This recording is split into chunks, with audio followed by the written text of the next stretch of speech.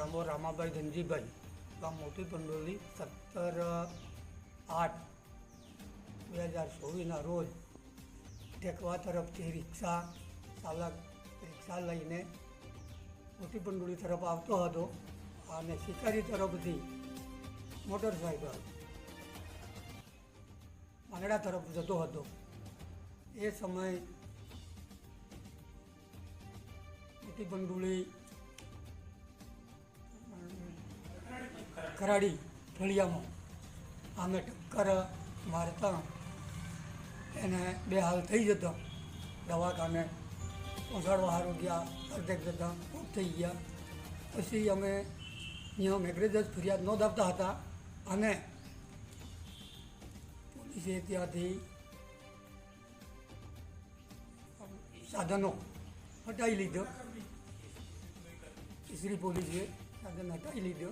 ત્યાંથી અમે ઘટના સ્થળે ગયા અને ત્યાં જઈ ને જે ઘટના ઘટી હતી એ જગ્યાએ બેઠા અને પછી અમે રસ્તો રોડ ઉપર જ બેઠા. આ તો અમારું કામ હરકું ન થવાથી, અમે અસંતોષ થવાથી અમે રસ્તા પર બેઠા હતા. પછી પોલીસ મારીવાડ સાહેબ આવ્યા ને સમજૂતું કરાવી અને પાછું પોસ્ટમોર્ટમ કરવા મેઘરજ આવ્યા.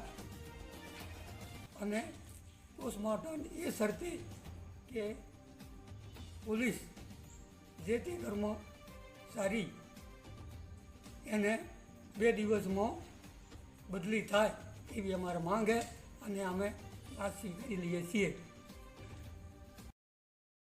મારું નામ કરાડી નારણભાઈ કચરાભાઈ, મોટી પંડોલી ના રહેવાસી.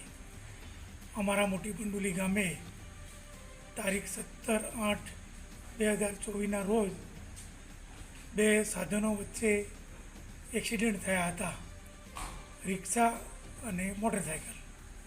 તેમાં અમારા મોટી પંડોલી ગામના રિક્ષા ચાલકને વધારે વાગતા એમને મેઘરજ દવાખાને લઈને આવતો રસ્તામાં એક્સપાયર થઈ ગયા. એમને અમે મેઘરજ સરકારી દવાખાને લઈને આવ્યા અને જે મોટરસાઇકલ ચલાવનાર વ્યક્તિ હતો એ ત્યાંથી ભાગી ગયો. અને અમારે ગામના આગેવાનો, મૃતકના પરિવારોજનો બધા મળી મેઘરજ સરકારી દવાખાને રિપોર્ટ આપવા માટે અરજી લખવાની તૈયારી કરી હતી. અરજી લખવાનું ચાલુ હતું અને મેં ઈસરી પોલીસ સ્ટેશનના કર્મીઓ ત્યાં જે એક્સિડન્ટ થયું હતું એ સાધનો રિપોર્ટ આપ્યા પહેલાં ઉઠાવી લીધા એવી બાતમી રિપોર્ટ લખાવનાર પીએસઆઈ સાહેબે અમને જાણ કરી. અમે એ જાણ મળતા અરજી લખવાનું બંધ કરી તમામ માણસો લાશ મેઘરજ પોલીસ સ્ટેશને છોડી અમે ઘટના સ્થળે જતા રહ્યા.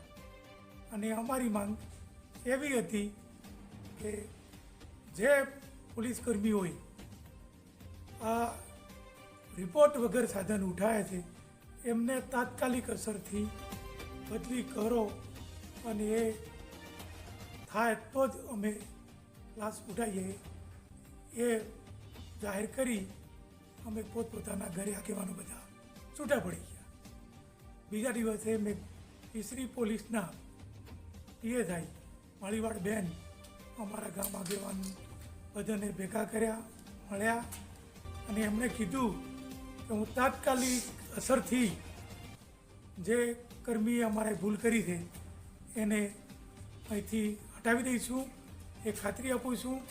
અને તમે પીએમ રિપોર્ટ કરવા આવો અને તમારું લાશ લઈ જાઓ. આજે એ સમાધાન થતાં અમે બધા ગામ આગેવાનો, પરિવારજનો બધા ભેગા મળી મેઘરજ પીએમ કરવા માટે આવ્યા છીએ.